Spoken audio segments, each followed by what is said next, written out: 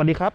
พบกับรายการ AJK Variety รายการดีๆและสาระดีๆทางช่อง AJK Channel ครับ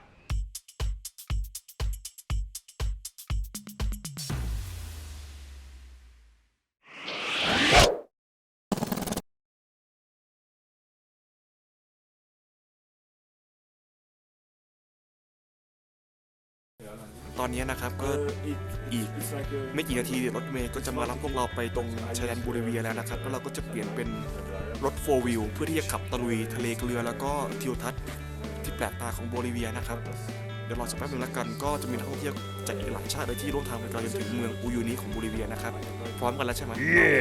ไปกันเลยแล้วกันนะ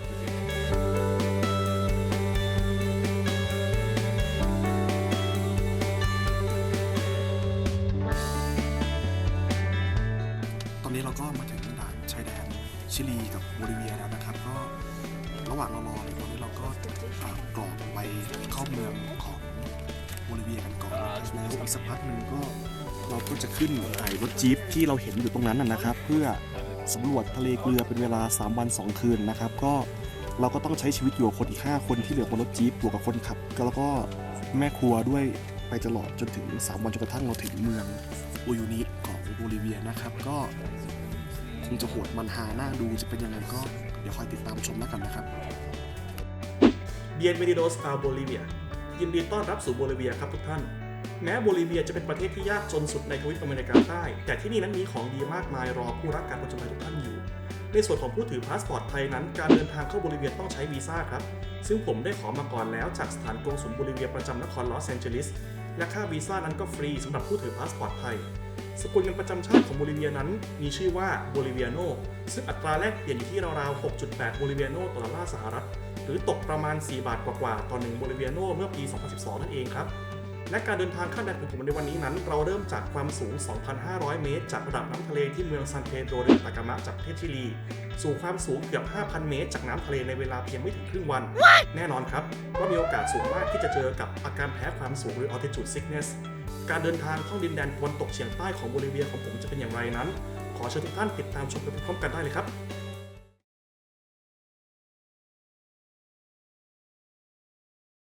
ในการเดินทางของเรานะครับจะเริ่มต้นจากเมืองซานเปโดรเดออาตากามะไปยังจุดหมายแรกก็คือลากูน่าเวอร์เดนะครับหลังด่านชายแดนแล้วก็ไปต่อกันยังอควาสเทอร์มอลเลสซึ่งเป็นบ่อน้ำร้อนนะครับแล้วก็โซเดอร์มันยาน่าซึ่งเป็นจีโอเทอร์มอลเวนแล้วก็พักค้างคืนแรกกันที่ลากูน่าโคโลราดาพร้อมกับชมวิวทิวทัศน์อันงดงามก่อนที่จะเริ่มวันที่ 2ต่อไปยังอาโบเดเปียราหินรูปต้นไม้แล้วก็ลากูน่าออนดานะครับซึ่งจะมีนกฟลามิงโกอยู่เยอะมากแล้วต่อไปยังลากูน่าคาญาป้าซึ่งมีพุ่มไม้อยู่รอบๆนะครับหลังจากนั้นเราจะไปค้างคืนที่ 2กันที่โรงแรมเกลือซึ่งอยู่ริมทะเลเกลือซาลาเดอูยูนิค้างกันให้หนำใจก่อนที่เราจะไปต่อยังทะเลเกลือซึ่งเป็นสิ่งที่ผมอยากจะมาที่สุดนะครับซาลาเดอูยูนิก่อนที่จะปิดท้ายด้วยสุสานรถไฟและจบการเดินทางนี้ที่เมืองอูยูนิประเทศโบลิเวียครับ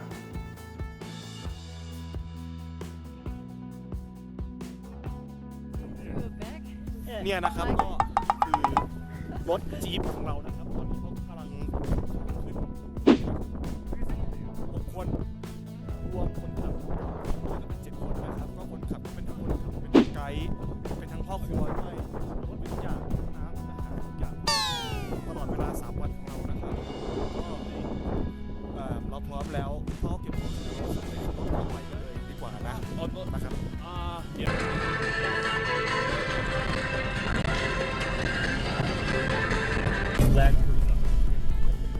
ตอนนี้เราก็อยู่บนรถจี๊ปกันแล้วนะครับก็คนขับเขาชื่อวิลสันนะครับเขาบอกว่าเราก็จะขับไปตลอดเวลา3 วันนี้ก็จะหยุดเรื่อยๆถนนก็เป็นแบบนี้นะครับถนนก็อยู่เป็นแบบนี้ตลอดนะครับก็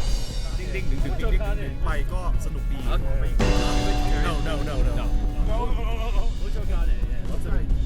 Mucho ganes เราไปกันดีกว่า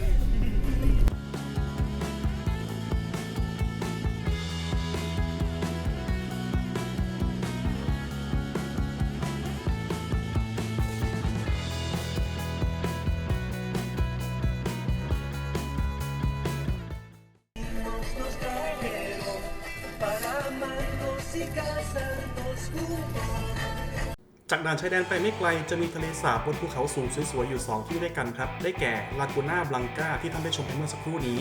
และลากูน่าเวอร์เดซึ่งทั้ง2ที่นี้หมายความว่าทะเลสาบขาวและทะเลสาบเขียวตามลำดับครับ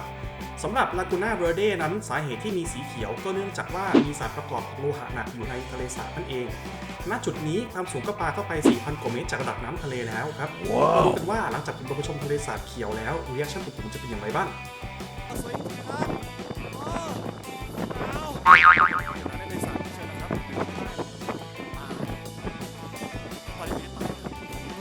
มือผมจะแข็งตายแล้วครับ โปรแกรมวันนี้นับว่าค่อนข้างเร็วครับ เพราะหลังจากที่เราชมทะเลสาบ2แห่งแรกใกล้ๆด่านชายแดนแล้ว เราก็ไปกันต่อยังบ่อน้ำร้อน Aquas Thermales ซึ่งผู้ที่อยากแช่น้ำร้อนก็สามารถแช่ได้จนกว่าจะถูกเรียกขึ้นรถอีกครั้งหนึ่งครับ แต่ผมนั้นไม่ได้ไปแช่หรอกขี้เกียจครับขี้เกียจเปียก แล้วก็นั่งรถแบบกระเด้งกระดอนอีกยาวๆ ไปจนถึงจุดหมายสุดท้ายราวๆบ่ายโมงก็คือที่โซเดอร์มาเนียนาซึ่งถ้าหากแปลเป็นไทยก็คือตะวันยามเช้านั่นเอง ไอ้เจ้าตะวันยามเช้าเนี่ยนะครับมันคือ geothermal vent จากใต้พิภพครับที่นำพาเอาแก๊สสารพัดชนิดขึ้นมาบนพื้นผิวโลกผมเองก็ไม่ทราบหรอกครับว่าประกอบไปด้วยแก๊สอะไรบ้างแต่จากเซนส์จากกลิ่นอันสุดจะทนนั้นทำให้ผมมั่นใจว่ามันต้องมีแก๊สที่มีกรรมฐานเป็นองค์ประกอบด้วยแน่นอนอาทิเช่นไฮโดรเจนซัลไฟด์หรือสารประกอบตระกูลเมืองแคปแทนครับเพราะกลิ่นนี่บอกเลยครับว่ายังกระไข่เน่ายังไงอย่างนั้นเลยชวนให้คลื่นหินเป็นอย่างมากแต่ที่ยิ่งไปกว่านั้นตะวันยามเช้าแห่งนี้อยู่สูงจากระดับน้ำทะเลเกือบ 5,000 เมตรเลยทีเดียวเลยทำให้อาการแพ้ความสูงนั้นดูจะทวีความรุนแรงขึ้นกว่าเดิมอีกเอานะแต่ก็ถือว่าเป็นประสบการณ์นะ ก็หลังจากที่ปูเลงมาอยู่ตั้งนานเป็นชั่วโมงเต้นไปเต้นมาบนรถนะครับ ก็จนถึงตอนนี้ก็ถึงโรงแรมสำหรับคืนแรกแล้วนะครับ ก็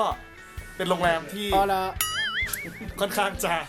พื้นฐานพอสมควรนะครับ แต่เตียงก็นุ่มใช้ได้มีผ้าห่มให้2อันฮีเตอร์ไม่มีนะครับ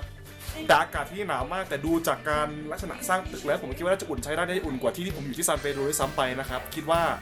คืนนี้น่าจะโอเค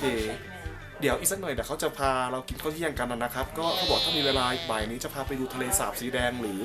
ลากูน่าโคโลราดากันนะครับดูซิว่าจะเป็นยังไงถ้าวันนี้ไม่ได้ตามแผนก็คงจะได้ไปพรุ่งนี้นะครับแต่คืนนี้คงจะได้มีที่นอนดีๆสักคืนหนึ่งนะครับ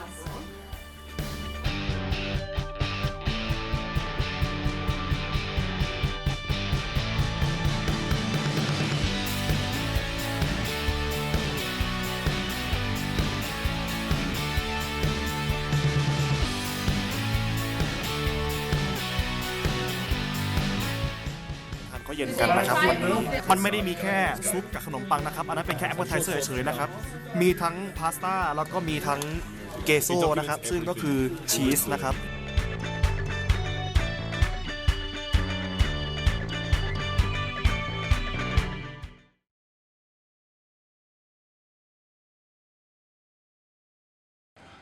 ตอนนี้นะครับพวกเราก็กำลังจะออกไปลากูน่าโคโลราดากันนะครับก็ผมตื่นเช้าวันนี้ก็รู้สึกไม่ค่อยจะดีเท่าไหร่อ้วกด้วย oh no สงสัยอาการแพ้ความสูงมีเล่นงานผมซะแล้วครับแต่ก็วันนี้เราจะลงไปต่ำกว่าเดิมสักหน่อยหนึ่งก็หวังว่ามันคงจะดีขึ้นนะครับแต่ไอเรื่องอ้วกเรื่องปวดหัวเนี่ยถามทุกคนหลายคนก็เป็นปวดหัวเป็นเหมือนกันหมดนะครับก็ไม่น่าจะเป็นปัญหาอะไรนะครับก็หวังว่ามันคงจะดีขึ้นเองร่างกายจะปรับตัวได้เองนะครับก็เอาใจช่วยผมด้วยกันแล้วกันนะครับ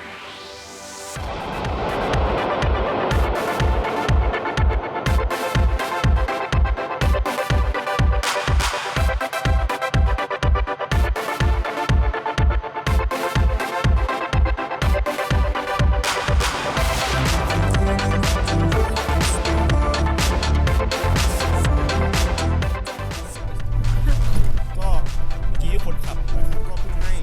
ใบโคคาเรามานะครับซึ่งเขาเชื่อว่าใบโคคาเนี่ยเป็นยาครอบจักรวาลที่ช่วยรักษาโรคแพ้ความสูงได้ถ้าเกิดว่าอันนี้เป็นใบโคคาสดๆเลยนะครับก็วิธีใช้ก็คือเอาไปเคี้ยวแล้วก็อมไว้อมกับพุ้งแก้มนะครับสักพักก็อาการคงจะดีขึ้นก็ไม่รู้จะจริงหรือเปล่ายังไงเดี๋ยวก็ลองดูแล้วกันนะครับเดี๋ยวจะมาบอกกันว่าผลจะเป็นยังไง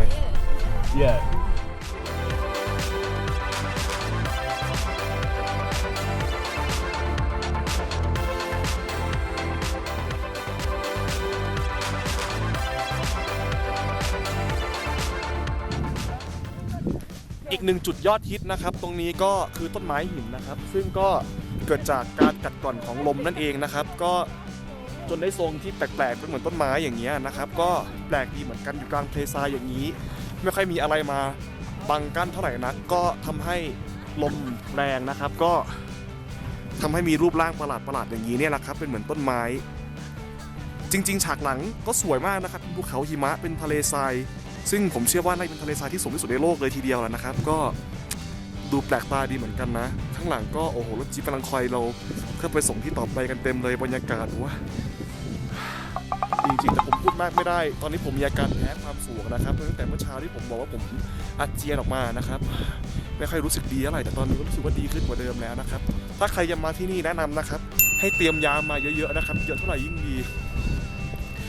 ถ้ามีอาการเกิดขึ้นจะได้จัดการได้ทันท่วงทีนะครับโอเค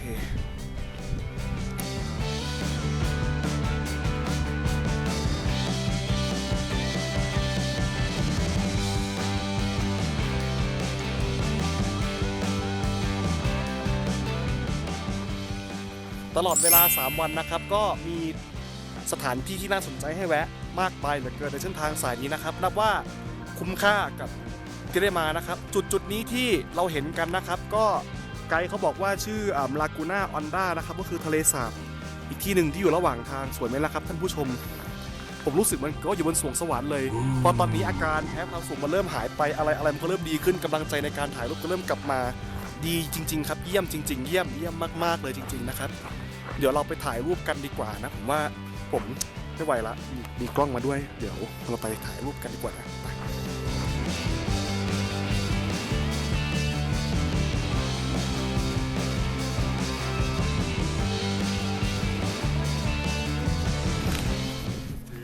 ที่นี่คือทะเลสาบคัญญาป้านะครับสาเหตุที่ได้ชื่อนี้ก็เพราะว่ารอบๆเนี่ยก็จะมีพุ่มไม้ที่ภาษาอังกฤษก็เรียกว่าคาโนปี้นั่นเองนะครับก็คือคัญญาป้าภาษาสเปนที่เป็นคอกเนตเป็นทับศัพท์ที่เป็นมีรากศัพท์ร่วมกันกับภาษาอังกฤษเนี่ยนะครับก็ที่เนี่ยจะไม่เหมือนกับที่อื่นที่เราผ่านๆมานะครับถ้าคุณสังเกตดูพื้นนี่ขาวๆนี่ไม่ใช่หิมะนะครับมันคือเกลือครับเข้มปีเลยครับเกลือจริงๆครับในวันที่ 2 ของทัวร์ดินแดนตะวันตกเฉียงใต้ของโบลิเวียนี้ผมรู้สึกสนุกมากครับนอกเหนือจากสถานที่ที่สวยงามแปลกตาราวกับอยู่บนสวงสวรรค์แล้วผมยังได้เจอกับเพื่อนร่วมทางดีๆที่ร่วมทุกข์ร่วมสุขกันไปตลอดเส้นทางอีกด้วยบางทีการเดินทางคนเดียวแบบนี้ก็ไม่จำเป็นต้องเดียวดายเสมอไปจริงไหมครับท่านผู้ชมหลังจากนั้นอีกไม่นานเราก็มาทานข้าวเที่ยงพร้อมๆกันที่ริมทะเลสาบแห่งนี้พร้อมกับชมวิวหลักล้านในแบบปิกนิกอาหารการกินจะเป็นอย่างไรนั้นเราไปติดตามชมกันต่อได้เลยครับ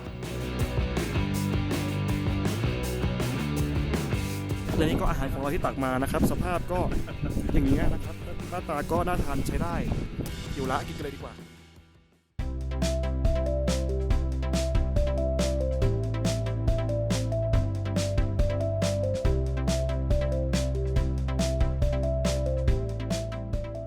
จอดซื้อของซื้ออะไรกันนะครับแต่ของที่นี่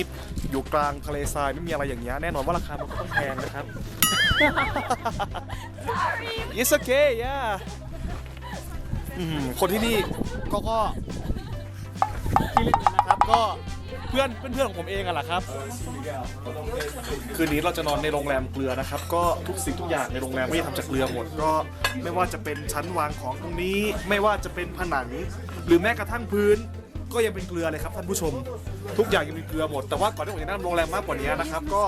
เรากำลังจะกินข้าวเย็นกันพอดีก็นี่เขากำลังจะแจกอาหารกันพอดีนะครับก็เดี๋ยวเตรียมกินกันเลยดีกว่าแล้วกันนะคิวละ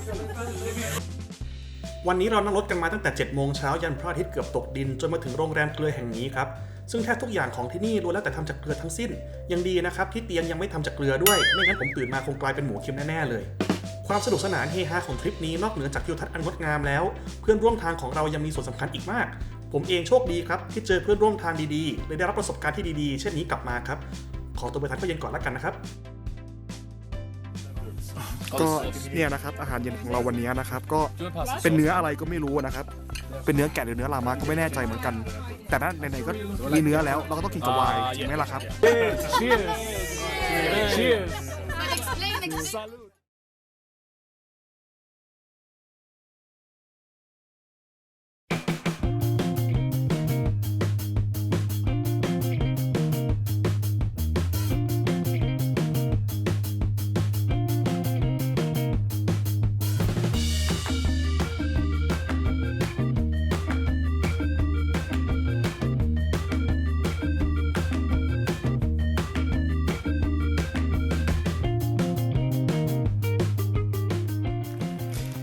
ท่านผู้ชมครับตรงนี้เรามาถึงแล้วนะครับไฮไลท์ของการเดินทางครั้งนี้นะครับที่นี่คือซาลาเดออูยูนีนะครับท่านผู้ชม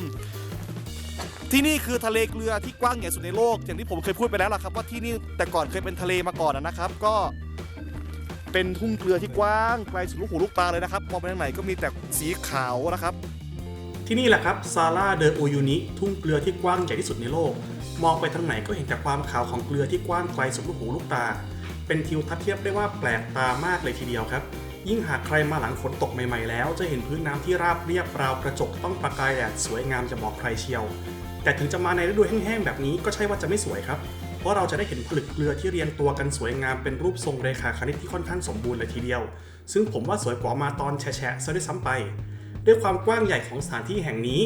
ไกด์ของเราเลยพาลูกทัวร์มาถ่ายรูปสไตล์ครีเอทีฟได้หลากหลายรูปแบบมากเลยครับก็ใส่ความติสความบ้ากันเข้าไปให้เต็มสตรีมไปเลยครับงานนี้จัดเต็มเล่นใหญ่กันทุกคนที่แห่งนี้ยังนับว่ามีปริมาณแร่ลิเธียมสำรองสูงสุดในโลกอีกด้วยและอีลอน มัสก์เองก็เคยทวีตเอาไว้ว่า we will coup whoever we want หรือเราจะรัฐประหารใครก็ได้ในช่วงที่เกิดวิกฤตการเมืองในประเทศนี้เมื่อปี 2019 จนบางคนก็มองว่าเขาอยากจะฮุบแร่ลิเธียมไว้เองซะด้วยซ้ำเอ๊ะนี่ผมบุกเข้ามาอีลอน มัสก์ได้ยังไงเนี่ยพอเราเที่ยวทะเลเกลือกันเสร็จแล้วนะครับแล้วก็ทานข้าวเที่ยงจนเสร็จปุ๊บเราก็บึ่งตรงไปยังเมืองโอยูนิปลายทางกันเลยแต่ก่อนจะถึงตัวเมืองไม่ไกลไกด์ก็พาพวกเราไปชมสุสานรถไฟกันครับซึ่งในอดีตโบลิเวียไม่ได้เป็นประเทศที่ไม่มีทางออกทะเลแบบทุกวันนี้และเคยมีทางรถไฟไปท่าเรือริมมหาสมุทรแปซิฟิกเมื่อ100 กว่าปีก่อนแต่เมื่อเกิดสงครามระหว่างโบลิเวียกับชิลีซึ่งโบลิเวียเป็นฝ่ายแพ้สงครามจึงต้องเสียทางออกทะเลไปรถไฟก็เลยถูกปล่อยให้เป็นซากสนิมดังที่เห็นนี่แหละครับแม้กระทั่งในปี 2022 นี้โบลิเวียและชิลียังไม่มีสัมพันธ์ทางการทูตต่อกันเลยเสียด้วยซ้ำทั้งที่เป็นเพื่อนบ้านกันแท้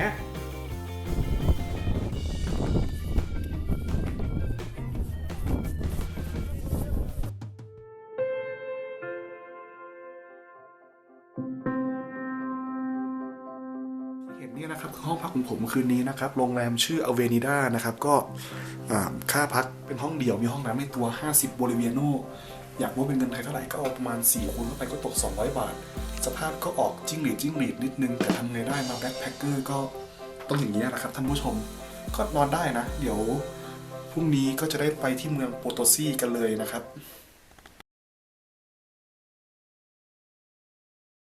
ของเราก็ได้ที่เพิ่งมาจอดก็สภาพก็พอดูได้